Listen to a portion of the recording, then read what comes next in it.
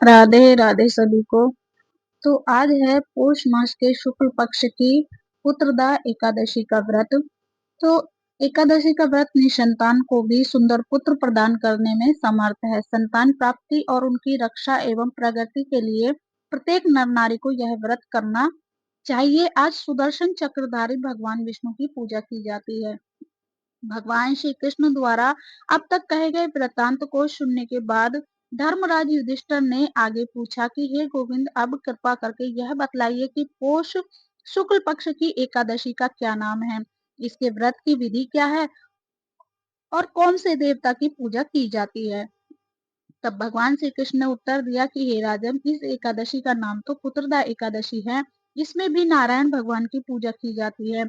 इस चर और अचर संसार में पुत्रदा एकादशी के व्रत के समान कोई और दूसरा व्रत नहीं है। इसके पुण्य से मनुष्य तपस्वी, विद्वान और लक्ष्मीवान होता है।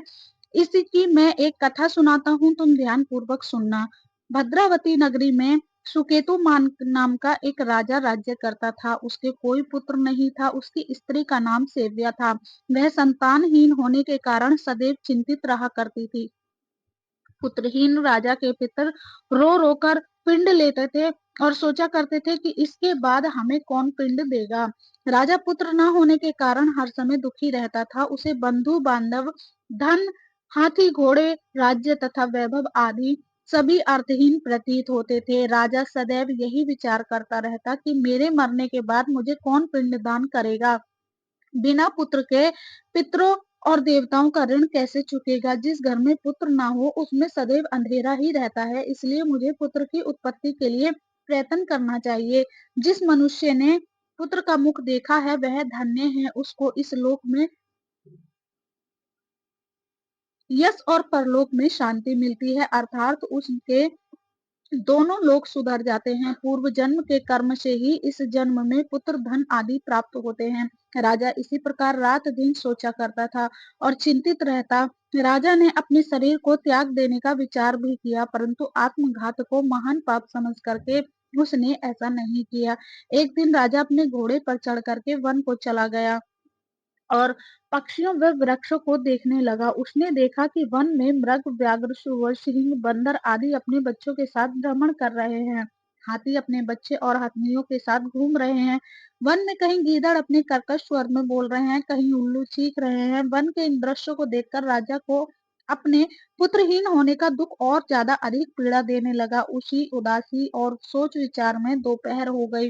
वह विचारने लगा कि मैंने कई यज्ञ किए, ब्राह्मणों को सुंदर भोजन कराए तथा दान देकर के भी तृप्त कर दिया, फिर भी मुझे यह दुख प्राप्त हुआ है। व्यास प्यास के मारे अत्यंत दुखी राजा पानी की तलाश में इधर उधर फिरने लगा। थोड़ी दूर पर राजा ने एक सरोवर देखा।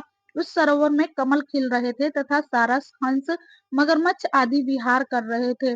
सरोवर के चारों तरफ मुनियों के आश्रम थे। उस समय राजा के दाहिने अंग फड़कने लगे।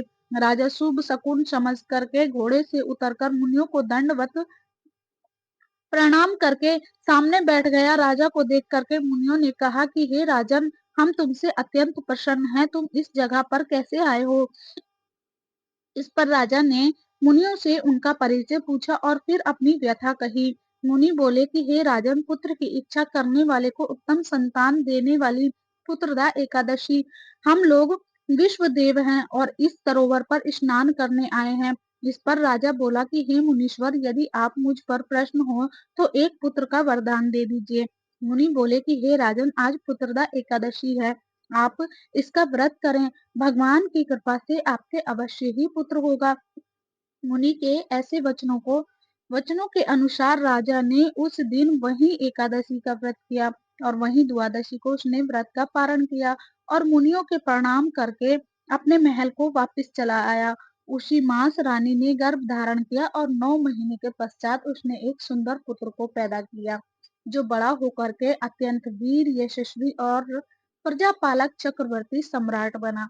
भगवान श्री कृष्ण बोले कि हे राजन, पुत्र प्राप्ति के लिए पुत्रदा एकादशी का व्रत करना चाहिए। इस व्रत के करने वाले यशस्वी और पितृभक्त पुत्र तो पाते ही हैं। इसके महात्म का श्रवण करने मात्र से ही मनुष्य सुंदर संतान और मोक्ष को भी प्राप्त करता है। राधे राधे।